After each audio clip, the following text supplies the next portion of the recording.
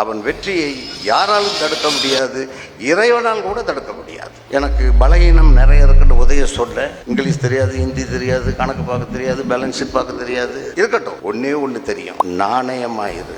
உனக்கு வேற எந்த தகுதியும் தேவையில்லை, அதுக்கெல்லாம் ஆள் கிடைக்கும். அதெல்லாம் கிளரிக்கல் ஜாப். உனக்கு தேவையான ஸ்கில் எல்லாம் சம்பளத்துக்கு கிடைக்கும். ஆனால் உனக்கு தேவையானது நாணயம் மட்டும் கிடைக்காது.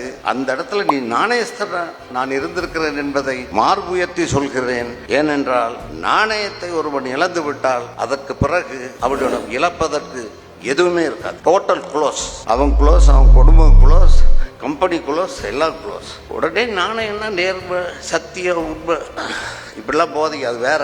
அதெல்லாம் அது வேற விஷயங்க.